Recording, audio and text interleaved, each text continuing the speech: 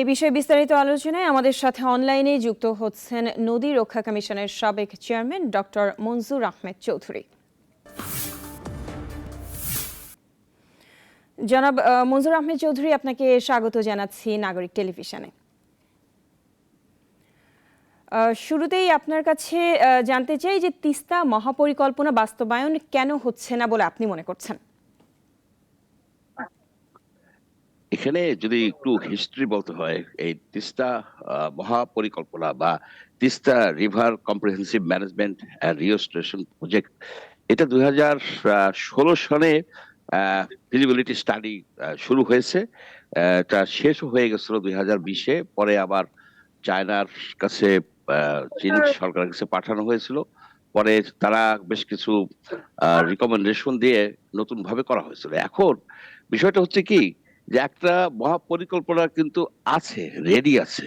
তো এখন আমি দেখতেছি, আমি কিছুটা কনফিউজড হয়ে যাচ্ছি যে বর্তমান সরকারের যে পানি সম্পদ মন্ত্রণালয়ের উনি রিজওয়ানা হাসান, উনি বললেন যে আবার ফিজিবিলিটি স্টাডি করতে হবে। আবার কেন করতে হবে? যেটা আছে সেটার উপরেই একটু দেখেন। সেখানে যে আপনি যা যা করা দরকার করে আপনার অর্থায়নের জন্য, ফান্ডিং এর জন্য আপনি করেন। এটা তো ফান্ডিং এর জন্য দেওয়া হয়েছিল। এখন এটা হচ্ছে কি, এটাকে ডিলে করে দেওয়া হচ্ছে, ইন্টেনশনালি ডিলে করে দেওয়া হচ্ছে। এখন একটা ফিজিবিলিটি স্টাডি হয়েছে, একটা মহাপরিকল্পনা রেডি আছে। সেই পরিকল্পনাকে এক্সামিন করা হোক। আমাদের দেশের হাইড্রোলজিস্ট আছেন, এক্সপার্ট আছেন, যেখানে যেখানে কারেকশন করা দরকার কারেকশন করে আপনার ইয়ারডিকে দিয়ে দেন, ফান্ডিং হয়ে আসুক। ফান্ডিং আসুক, কাজ শুরু হয়ে যত বেশি দেরি হবে, অনেক দেরি হয়ে গেছে। 2011 সালে মনমোহন সিং ওই সময় একেবারে চুক্তি হয়ে যায়, কিন্তু হচ্ছে না। এখানে আমাদের মিনিমাম ওয়াটার রিকোয়ারমেন্ট হচ্ছে 12,500 কিউসেক। এখন দেখা যায় যে 200, ড্রাই সিজনে 200, 250, এমনকি 153 কিউসেক পানিও আসে যখন পানির দরকার নাই। যেমন দেখেন যে হঠাৎ করে ওরা গজলডোবা ব্যারেজ খুলে দিয়ে আপনার এখানে তলিয়ে দিচ্ছে। এটাকে ভারত বাংলাদেশের নদ নদীকে তারা জিও পলিটিক্যাল ওয়েপন হিসেবে ইউজ করতেছে। এই জিনিসটা আমাদের কিন্তু বুঝতে হবে। এখানে যে বলা হয় যে ভারতের সাথে আমাদের আলোচনা করতে হবে, এটা করতে হবে, সেটা করতে হবে। ভারত একটা নদীর বিষয়ে বাংলাদেশের সাথে যে ব্যবহার করছে, তাতে এটা একটা অবিশ্বস্ত বন্ধু। ভারতকে নদীর ব্যাপারে বিশ্বাস করা যায় না। 53 বছরে মাত্র একটা মেজর রিভার গঙ্গা চুক্তি হয়েছে, আর দুইটা অত্যন্ত মাইনর দুইটা চুক্তি হয়েছে। তিস্তার চুক্তি হবে এরকম আশা আমরা করতে পারি না সহজে। কিন্তু আমাদের যেটা করতে হবে, যে যদিও পানি নাও দেয়, আমরা যেন পানি ধরে রাখতে পারি। সেটাই ছিল এই মহাপরিকল্পনার মূল বিষয়, যে বর্ষার সময় পানিকে ধরে রাখা হবে। সেই পানি ড্রাই সিজনে আপনার একটু একটু করে ছেড়ে আপনার আমাদের কৃষি কাজ, আমাদের গবাদি পশু এবং অন্যান্য নেভিগেশনের কাজ আমরা যেন চালাই যেতে পারি। সেইটা রেডি ছিল। আমি যতদূর জানি, আমি হাইড্রোলজিস্টের সাথে আলাপ করছি, আমি যতদূর জানি এটা রেডি ছিল। কিন্তু হয়তো আরো বেশি একটু এক্সামিন করতে হবে, করে আপনার ফান্ডিং এর জন্য আপনার চেষ্টা করবেন। সেটা না করে এখানে রিজওয়ানা হাসান, উনি এটাকে প্রায় 1-2 বছর গোলক ধাঁধায় ফেলে দিলেন। এত ভারতীয় চক্রে যেটা ছিল আগে, যেমন ধরুন যে গঙ্গা চুক্তি। জি। গঙ্গা চুক্তি 2026 সালে হবে। সেখানে গঙ্গা ব্যারেজ বলে একটা প্রজেক্ট ছিল, যাতে ফারাক্কার কাউন্টার হতো। সেইটাকে মোদি সাহেবের আহ, আহ, মানে কথায় শেখ হাসিনা এটাকে বাতিল করে দিয়েছিলেন, ডিজাইন ফ্ল বলে। কিন্তু আসলে ডিজাইন ফ্ল ছিল না। তো সেটাও তো বন্ধ আছে। আপনি যে ইন্টারন্যাশনাল যেটা বলা হয় যে আমরা আন্তর্জাতিক নদী, আপনি যে আন্তর্জাতিক নদী বলে যে আপনি একটা সুযোগ দিবেন, আপনি তো সেই যে UN convention on river non navigational use of international water কোর্সের যে যে চুক্তি, যে কনভেনশন, সেটা তো আপনি র্যাটিফাই করতেছেন না। আপনি 6 মাস ধরে করতেছেনটা কি? আপনি 6 মাস ধরে আসছেন, শেখ হাসিনা তো নাই। শেখ হাসিনা চলে গেছে, কিন্তু তার যে পানি নীতি, যে পানি নীতি বহাল রাখা হইতেছে। এখানে আমি মনে করি যে আজকে তিস্তা পারের সকল আহ, সকল জনসাধারণকে আমি অভিনন্দন জানাই যে তারাই এটা তুলে ধরছেন। এবং জি। এখানে তারেক রহমান সাহেব বক্তৃতা দেবেন, তাকে আমি শুধু রিকোয়েস্ট করব, আপনি গঙ্গা ব্যারেজের কথা বলেন, ওটা চালু করুক। তিস্তার যে মহাপরিকল্পনা ফান্ডিং এর অর্থায়নের জন্য দেখ, at the same time international convention on river সেটাকে যেন এই সরকার ইমিডিয়েটলি আপনার সিগনেচার করে। কারণ কি, আমরা আমাদের পানিতে স্বয়ং সম্পূর্ণ হয়েছে, ভারতের উপরে নির্ভর করা যাবে না। জি, ডক্টর মনজুর আহমেদ চৌধুরী, তিস্তা নদীর স্থায়ী সমাধানে আপনি এখন আর কি কি পদক্ষেপের সুপারিশ করবেন?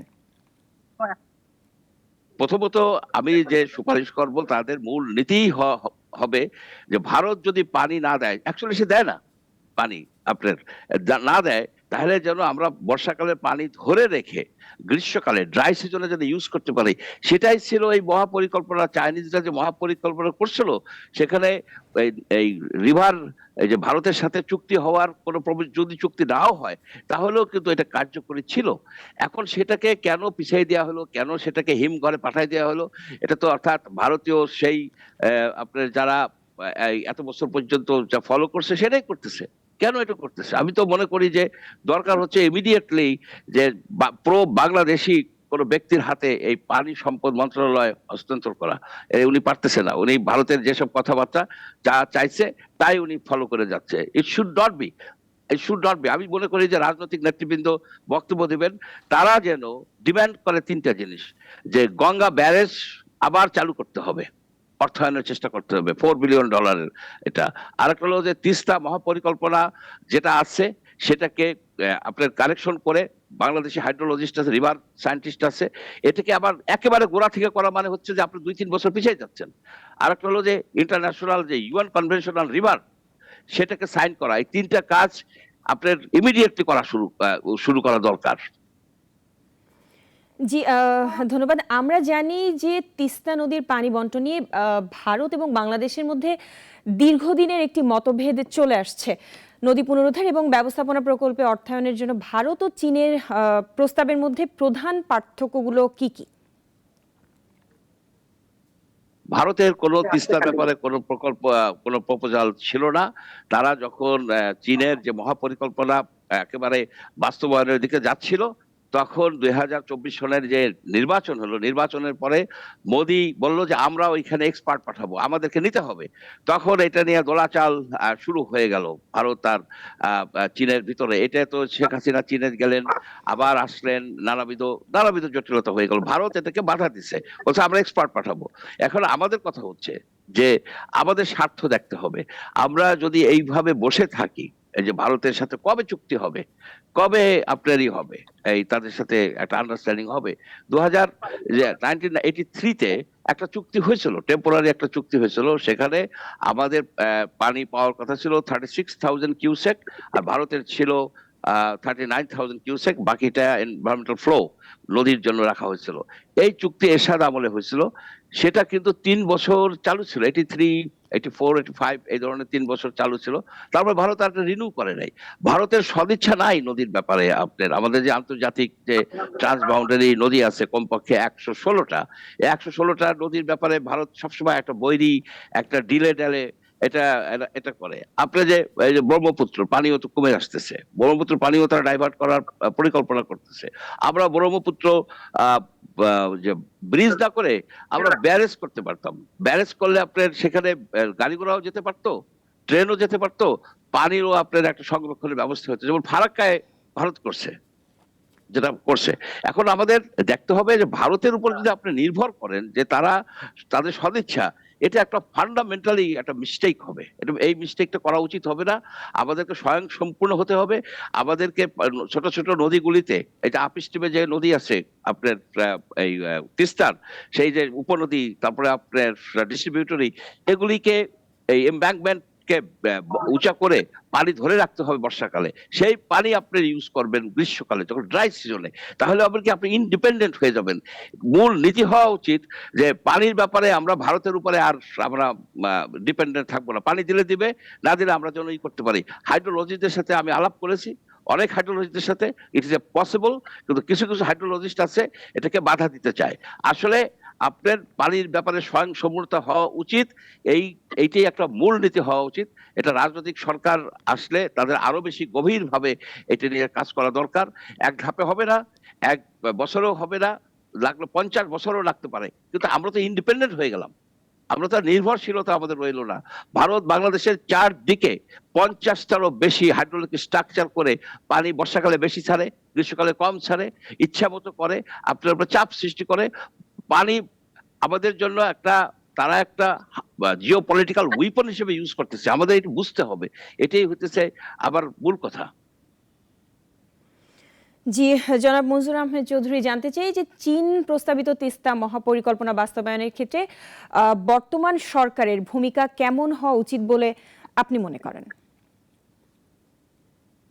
আমি মনে করি যে বর্তমান যে এই যে অন্তর্বর্তীকালীন সরকার, তাদের উচিত ছিল, ইতিমধ্যে 6 মাস পার হয়ে গেছে, এই তিস্তা প্রকল্পটার যে মহাপরিকল্পনাটা এরা তৈরি করা ছিল সেটাকে নিয়ে স্টাডি করে, সেটাকে আমি শুনছি সেটাকে নাকি মানে স্লো করে দেওয়া হয়েছে। শেষ পর্যন্ত এরা একটা এগ্রিমেন্ট রিনিউ করছে, রিনিউ করে কন্ডিশন দিছে যে তিস্তা পাড়ের লোকের কথা শুনতে হবে।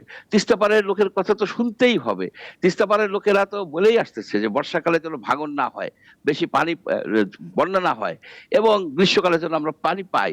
এবং সেই আলোকে ফিজিবিলিটি স্টাডি করা হয়েছে, বহু বছর ধরে করছে, করে আপনার এই যে একটা প্রকল্প দাঁড়া করানো হয়েছে। সেই প্রকল্পের কি অবস্থা, এটা রাজনৈতিক যারা ব্যক্তিত্ব আছেন তাদের উচিত জিজ্ঞাসা করা সেই প্রকল্প কোথায়, কেন এই 6 মাসে সেটাকে আলোর মুখ দেখলো না, কেন ইন্টারন্যাশনাল এই রিভার কনভেনশনে আমরা এতদিনে রেটিফাই করলাম না, কেন করলে তো আমরা আন্তর্জাতিক ফোরামে যেতে পারি, আমরা তো যেতে পারতেছি না। 6 মাস পার হয়ে গেছে। এটা হচ্ছে যে ভারত যা বলবে এই পানি সম্পদ মন্ত্রণালয় তাই করবে। আমি একজন সাধারণ নাগরিক হিসেবে আমি এটাই দেখতেছি। জি, আমরা যেমনটি জেনেছি যে তিস্তা নদীর পানি বন্টন চুক্তি ও মহাপরিকল্পনা বাস্তবায়নের দাবিতে উত্তরের 5 জেলার মানুষ 48 ঘন্টার যে লাগাতার অবস্থান কর্মসূচি পালন করছে, এই আন্দোলন সম্পর্কে আপনার মতামত কি? আমি মনে করি এটা হচ্ছে তিস্তা পাড়ের লোকদের মানে জীবন মরণ সংগ্রাম, সেই সংগ্রামের একটা অভিব্যক্তি। তারা সেখানে সংগঠিত হয়েছেন, এবং এটা তাদের একদিনের না। কিন্তু আপনি যদি দেখেন, আমি এ বিষয়ে লেখালেখি করছি 2000, আপনি যখন 2011 সনে অনেকেই আশা করছিল, অনেক আশা ছিল যে একটা সুরাহা হবে। এখানে তাদের ভাঙন হয়ে যাচ্ছে, তাদের নদীগুলি ব্রেডেড হয়ে যাচ্ছে, আপনার নদীগুলির কোনো এই থাকতেছে না, কারণ পানির প্রবাহ না থাকলে নদী এলোমেলো হয়ে যায়, যেটা হয়েছে। এবং এইখানে এখন দেখেন আপনি এই এলাকাটা এক সম্পূর্ণভাবে দারিদ্র্যের মধ্যে কবলিত, কারণ ভেঙে যায়। এই যে আপনার ফসল করে, ফসল ডুবে যায়, অথবা পানির অভাবে করতে পারে না। তাদের এই আন্দোলনের সাথে আমি সহমর্মিতা জানাই, আমি তাদের এই আন্দোলনকে ধন্যবাদ জানাই, এবং যে রাজনৈতিক নেতৃবৃন্দ আসছেন তাদের প্রতি আমার আহ্বান থাকবে, তারা যেন এই 3টা বিষয় এই সরকারের উপরে ব্যাপকভাবে চাপ সৃষ্টি করে এবং দাবি করে, ডিমান্ড করে। আপনি কেন এতদিন পর্যন্ত এই 6 মাস হয়ে গেছে, এটা তো বহুদিনের আলোচনা, যে international UN convention on river, international রিভারের এটা সিগনেচার রাটিফাই করার দাবি আমরা বহু বছর ধরে করে আসতেছি। যারা আছেন এখানে মন্ত্রণালয় এখন আছেন, তারাও তো এই দাবি করছেন, কিন্তু তারা কি এটার কোনো উদ্যোগ নিচ্ছেন? আমার জানা মতে কোনো উদ্যোগ নেওয়া হয় নাই, কারণ ভারত বিক্ষুব্ধ হয়। ভারত চায় না যে আমরা সাইন করি। আমরা গঙ্গা ব্যারেজ, যেটা গঙ্গা ব্যারেজের কথা আমরা কেন মুখে আনি না, আমরা কেন গঙ্গা ব্যারেজের কথা আমরা মুখে আনছি না? গঙ্গা ব্যারেজ হচ্ছে কাউন্টার, ফারাক্কার কাউন্টার, যে কথা সবাই বলে যে বাঁধের এগেনস্টে বাদ দিতে হবে, বাঁধের এগেনস্টে বাদ দিতে হবে, যে কথাটা যে বলা হয়, এটা যে কথাটা বলা হয়, সেটাই তো গঙ্গা ব্যারেজ। কিন্তু গঙ্গা ব্যারেজের কথা আপনারা শুনছেন, কারো মন্ত্রীর কাছে শুনছেন, কোন সচিবের কাছে শুনছেন, কেন শুনবেন না? কারণ ওইটা করলে ভারত ক্ষুব্ধ হয়, তারা ভারতকে ক্ষুব্ধ করতে চায় না, তারা ভারতকে ক্ষুব্ধ করতে চায় না। ভারতের এইসব ফলোয়ারদেরকে, আপনার সেই ফলোয়ারদের দিন শেষ। আমরা এখন আমরা নিজস্ব নীতি ফলো করতে পারি, আমাদের নিজস্ব, আমাদের স্বার্থে করতে হবে। ভারতের প্রতি আমার বিদ্বেষ নাই, আমি বিদ্বেষ পোষণ করি না, কোনো রাষ্ট্রের প্রতি করা উচিত না, কিন্তু আমাদের স্বার্থ দেখতে হবে। আমাদের তিস্তারা শুধু এই যে দক্ষিণের যে নদীগুলি স্যালারিটি হয়ে যাচ্ছে, আপনার পানি আসতেছে না, সেখানে বায়োডাইভার্সিটি আপনার ধ্বংস হয়ে যাচ্ছে। কিন্তু গঙ্গা ব্যারেজটা করা হলে এখানে ওইখানে কিন্তু গ্রীষ্মকালে পানি প্রবাহিত হইতো, আপনার পানির প্রবাহ থাকতো, জি, স্যালারিটিটা কন্ট্রোল করা যেত। কিন্তু কেন করতেছে না এই মন্ত্রণালয়, পানি সম্পদ মন্ত্রণালয়? কি কারণে গঙ্গা ব্যারেজকে তারা আনবে না?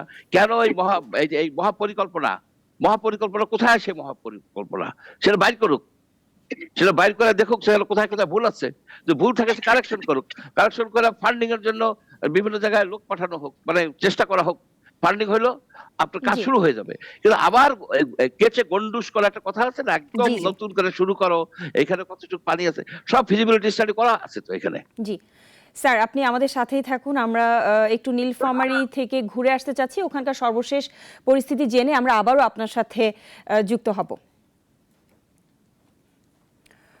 দর্শক, এই মুহূর্তে আমরা যুক্ত হচ্ছি আমাদের নীলফামারী প্রতিনিধি সাদিকুল ইসলামের সঙ্গে। সাদিকুল, নীলফামারীর পরিস্থিতি সারাদিন কেমন ছিল, কিভাবে অবস্থান কর্মসূচি পালন করেছে তারা, আমাদেরকে একটু জানাবেন।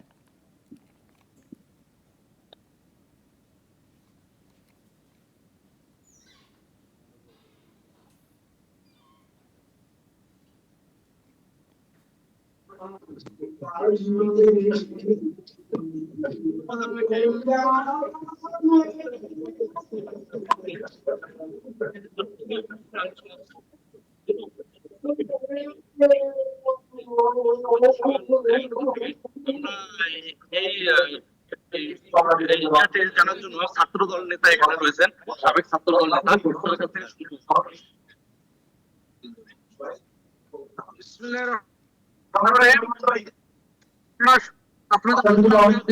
দেশবাসীকে জানাতে চাই, আপনারা জানেন যে যে কোনো সভ্যতা আমাদের একটা নদীমাতৃক দেশ। এই যে আমাদের যে তিস্তা নদী, এটি আপনার আন্তঃসীমার একটা নদী। এই নদী আমাদের এই রংপুর বিভাগের প্রায় 5টি জেলার এখানকার যে কৃষক আছে তাদের আমাদের যে তিস্তা যে এটা তাদের এই দাবি দাবাটা মেনে নেওয়া।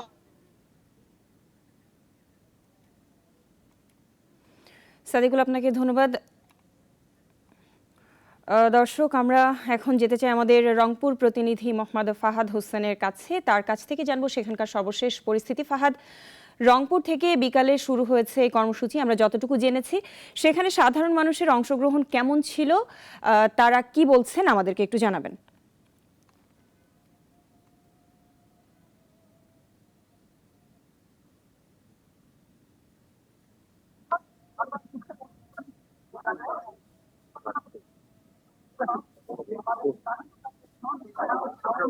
ফাহাদ, আপনি কি আমাকে শুনতে পাচ্ছেন? জি, শুনতে পাচ্ছি।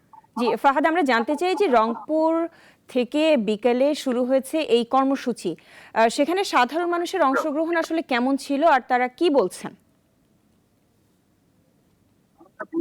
দেখুন, আগে একটু বলে দিতে চাই যেটি হচ্ছে যে আপনি জানেন যে রংপুর সহ 5 জেলায় কিন্তু এই যে কর্মসূচি 48 ঘন্টা নেওয়া হয়েছে, সেটি কিন্তু সকাল থেকে আমরা দেখতে পেয়েছি যে তিস্তা অববাহিকার 2 ধারের যে মানুষ রয়েছে তারা কিন্তু স্বতঃস্ফূর্তভাবে অংশগ্রহণ করেছে।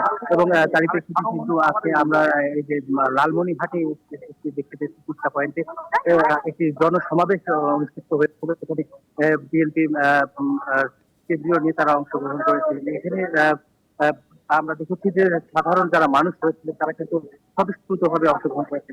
এবং এখন পর্যন্ত আমি যদি এই মুহূর্তের অবস্থান দেখাই তাহলে আপনি দেখতে পাচ্ছেন ক্যামেরা থেকে যে আহ, প্রায় হাজার হাজার মানুষের কিন্তু আনাগোনা এখানে। ইতিমধ্যে এখানে আমরা বেশ কয়েকজন সাধারণ মানুষের সঙ্গে কথা বলেছি, তারা যেটি জানিয়েছে যে তাদের যে এই দীর্ঘদিনের যে একটি দাবি, এই দাবিটি তারা পূরণের আশায় লক্ষ্যে যে আজ এখানে অবস্থান নিয়েছে। এবং তারা বলছেন যে তাদের যে দাবি রয়েছে সেই দাবি যতদিন না পূর্ণ হবে ততদিন কিন্তু তারা এই আন্দোলন অব্যাহত রাখবে বলে জানাচ্ছে। এখানে যে জনসমাবেশ হয়েছিলেন বিএনপি এর মহাপরিচালক যিনি হচ্ছে এই ভারতকে ইঙ্গিত করে যেটি বলেছেন সেটি হচ্ছে যে ভারত যদি বাংলাদেশের সঙ্গে সুসম্পর্ক অর্থাৎ বন্ধুত্ব বজায় রাখতে চায় তাহলে সর্বপ্রথম তিস্তার যে পানি রয়েছে পানি সুস্থ বন্টন কিন্তু প্রথমে নিশ্চিত করতে হবে, এটি জানিয়েছেন। পাশাপাশি আরো তিনি অবহিত করেছেন যে সীমান্তে হত্যা বন্ধ করতে হবে এবং ভারতের যে দাদাগিরিটা রয়েছে সেটি কিন্তু বন্ধ করার এগিয়ে তিনি দিয়েছেন। তবেই কিন্তু যে হচ্ছে ভারতের সঙ্গে বাংলার একটি সুসম্পর্ক হবে। তবে আমরা এখন এই মুহূর্তে এখানে কয়েকজনকে দেখতে পাচ্ছি যারা এই আন্দোলনে অংশগ্রহণ করেছে এবং এখানে অবস্থান করছে। আপনারা এই যে এখানে অবস্থান করছেন শীতের মধ্যে, আপনাদের এই কোন লক্ষ্যটা কি? মূল তিস্তা নদীর ভাঙন অনেকে আমরা পানিগত নিয়েও অনেক দূরে থাকি, গরু ছাগল হাত ধরে যে সব এমন কি সবচেয়ে প্লাই কমে যায় বাচ্চার স্যার বাড়ির সঙ্গে বলতে আপনারা এখন চাচ্ছেনটা কি? আমরা চাচ্ছি যে এটা পূরণ হোক, আমাদের যাতে রক্ষা হয়, এটা সবার দাবি। আমি একাই না, এই লালমুড়িয়াবাসী সবারই দাবি এটা।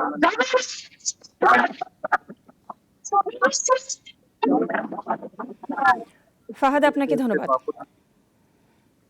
স্যার, আমরা যেমনটি বলছিলাম, আপনার কাছে আমি জানতে চাই যে আন্তর্জাতিক আইন, সনদ, রেওয়াজ ও রীতিনীতি না মেনে ভারত তিস্তা ব্যারেজে অবৈধ পানি প্রত্যাহার করেছে, কিন্তু তিস্তা ব্যারেজ নির্মাণের গোড়ায় আমাদের দিক থেকে কি কোনো গলদ ছিল? আপনার কি মনে হয়?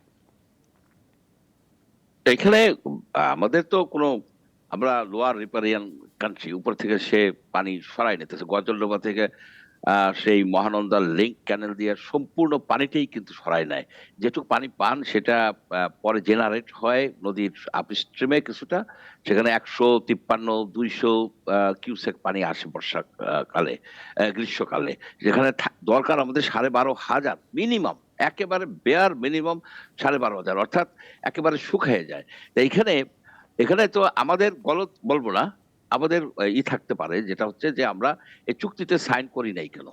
এই চুক্তিতে যে কনভেনশনাল, যে ইউএন কনভেনশনে, রিভারের কনভেনশনে যদি আমরা সাইন করে ফেলতাম, র্যাটিফাই করতাম, তাহলে আন্তর্জাতিক ফোরামে আমরা এই বিষয়টাকে নিয়ে উত্থাপন করতে পারতাম, আলোচনা করতে পারতাম। আমরা তো সেটা করি নাই। এখন শেখ হাসিনার সরকার ছিল ভারতের তোষণকারী সরকার, এই সরকার তো সেটা না। এই সরকার তো আমরা আশা করি যে এই সরকারটা হচ্ছে বাংলাদেশের স্বার্থ দেখবে, এবং যারা এই এই কনভেনশনে এতদিনে সাইন করা, র্যাটিফাই করার উদ্যোগ নেন নাই, আমি মনে করি যে তারা ইচ্ছাকৃতভাবে করছেন। তারা ভারতকে তারা করতে চাচ্ছেন না। আমাদের যে লড়াইটা পানির জন্য, যে ন্যায্য হিস্যার যে লড়াইটা, সে লড়াইটা কিন্তু আপনার জারি রাখতেই হবে। অ্যাট দ্য সেম টাইম, যদি তারা এই যে পানি দিচ্ছে না, তত 2011 সনের থেকে আপনি দেখেন যে 12 বছর, 14 বছর, 16 বছর হয়ে যাচ্ছে আমরা পানি পাচ্ছি না। ইকোলজিক্যাল যে কন্ডিশন, সাকসেশন, এটা ডিস্ট্রয়েড হয়ে যাচ্ছে। আপনি এটাকে আবার সেই আগের অবস্থায় আনতে গেলে অনেক সময় লাগবে। সুতরাং আমরা একদিকে পানি ধরে রেখে যেন আমরা আমাদের চাহিদাটা মিটাতে পারি, অন্যদিকে ভারতের উপরে যে চাপ সৃষ্টি করা, শুধু মিছিল মিটিং করলে তো হবে না।